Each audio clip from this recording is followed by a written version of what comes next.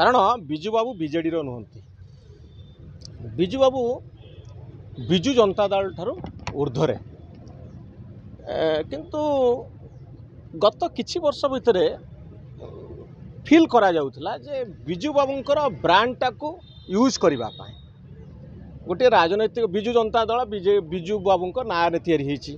परवर्ती समय आम देखिलु अनेक गुड़े काम करागला जो बिजू बाबूंकर जमती छाप रहिबो तांकर एंडोर्समेंट जमती अच्छी से भाई गोटे फील क्रिएट करने की ट्राए करागला। कारण बिजू बाबू होचंती एभली जड़े व्यक्तित्व आज भी ओडिशार कोण अनुकोण रे घरे घरे लोक तांको कनेक्ट करते। भारत वर्ष रे गांधींकर ना जा ओडिशा रे बिजू बाबूंकर ना से गोटे निर्दिष्ट समय सीमा पर कौन व्यक्ति आंको भली स्टाच्यूर व्यक्ति कौन दल भितर आउ सीमित रुहति नहीं से माने दलर गंडी ठार ऊपर को उठी जाती। आज दिन में भारतीय जनता पार्टी रे काम करुवा आज मुख्यमंत्री कौनसी ना कौनसी बाटर पूर्वतन मुख्यमंत्री बिजू बाबू सहित संपर्कित होते छात्र आंदोलन बेले केतले भेटी थे पाखु किसी परामर्श नहीं विरोध करेंगे ना समर्थन करेंगे कोठी ना कोठी आज दिन में जिते नेता आप देखुं से माने सब बिजू बाबू सहित कनेक्टेड थे। तेणु बिजू बाबू होचंती ओडिशार अस्मिता। तेणु आमर स्कीम ऑफ थिंग्स बिजू बाबू को आमे दूरे दे पारिबानी। तेणु भल होईछि जे तांकु जदि आमे हटै दे थांते एटा तांको प्रति आ गोटे सम्मान असम्मान थारु से बहुत ऊपर को पळेलानी।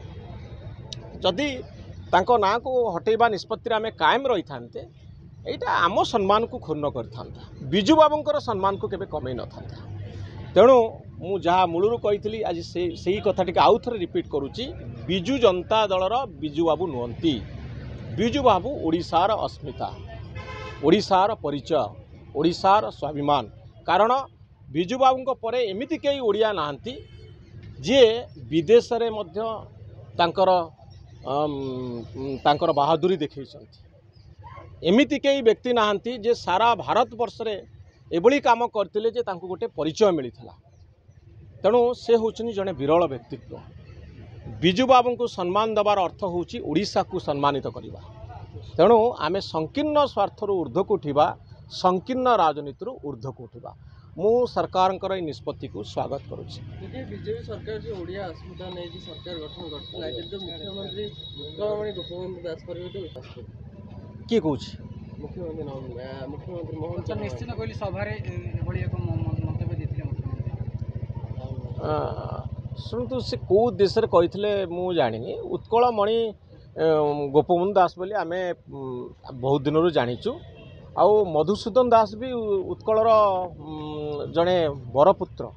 तेणु मुख्यमंत्री कौन भाविकी कहते मुझे जानी किंतु उत्कलमणि जमती आमर पूज्य मधुसूदन दास भी ओडिशा पाई बहुत काम करिसंती। आपण जो अखंड ओडिशा आज देखुना थरे चिंता करंतु ब्रह्मपुर आमर दक्षिण पाख आपण थरे चिंता करंतु बालेश्वर थरे चिंता करंतु संबलपुर कौन ये तीनटा जिला भितर पार्थक्य कौन।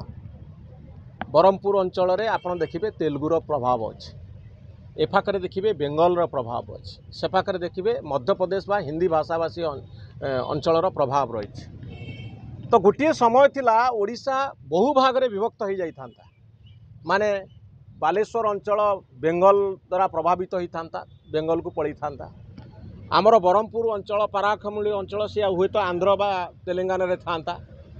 आपणकर संबलपुर अंचल हुए तो मध्य प्रदेश को पड़ी था। ये सबू को आम भितर थिबा डिफरेंस को किए आमको एकजुट करथिले अखंड ओडिशार कथा आमे जतबेले कहूचु ओडिया भाषाभाषी अंचल बोली कहूचु आमर गोटे भूगोल बोली जतबेले आमे दाबी करूचु आ पछरे किए अछंती।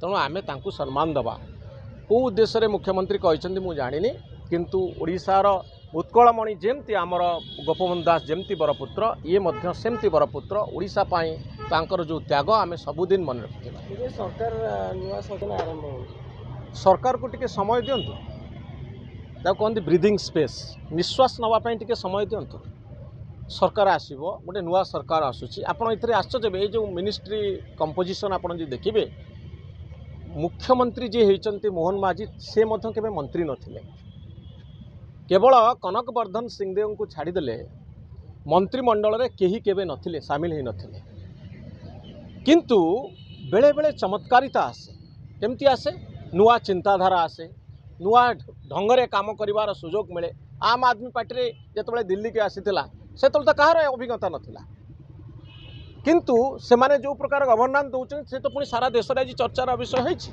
तेणु जो नुआ सरकार आसी 25 वर्षर गोटे सरकार थिला नवीन बाबू थिले तांकर ब्यूरोक्रासी थिला सबू काम सगड़ गुड़ा बड़ी गोटे ढंग से चलता एवं नुआ ढंग से जो व्यवस्था जो आमर समय जो कड़ लेउटे टे नुआ कर भावतु टे समय दिंतु सरकार को चिंता करने समालोचना करने टे समय दरकार टे देखु कौन हो आशा करी ये सरकार बहुत इफेक्टिव हम।